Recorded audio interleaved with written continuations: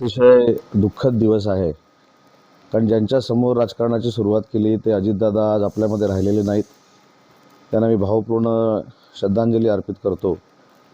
परंतु माझे आणि त्यांचे संबंध हे राजकारणाच्या पलीकडचे होते. एकच फोटो मी आपल्याला दाखवतो. या फोटोमधून तुम्हाला कळेल की माझे आणि अजितदादांचे हे संबंध काय होते. अनेक वेळा ते माझ्यावर रागवायचे देखील. खेळीमेळीच्या वातावरणामध्ये आम्ही म्हणजे एकामेकाबरोबर चर्चा करायचो. ते हक्कानं मला एखादं काम सांगायचं. आणि सगळ्यात महत्त्वाची गोष्ट म्हणजे काल संध्याकाळी 7 वाजता माझं आणि त्यांचं फोनवरनं बोलणं झालेलं होतं एका पुण्याच्या MIDCच्या विकास कामाच्या बाबत.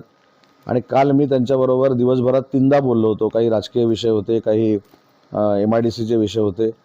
आणि आज सकाळी ज्यावेळी ही बातमी कळली त्यावेळी खरोखरच प्रचंड धक्का मला पण बसलेला आहे. कारण माझ्या राजकीय जीवनाच्या सुरुवातीमध्ये अनेक वेळा अजितदादांनी मला सहकार्य केलं. अजितदादांनी मला पाठिंबा दिला.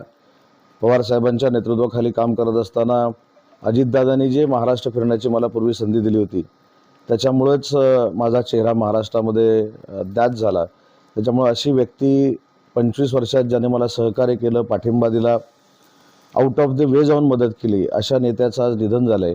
हे फार दुःखद बाब आहे. ईश्वर त्यांच्या आत्म्याला शांती देवो आणि त्यांच्या पूर्ण पवार कुटुंबियाला हे दुःख पचवण्याची शक्ती देखील परमेश्वरानं दिली पाहिजे, एवढीच माझी परमेश्वराचरणी प्रार्थना आहे.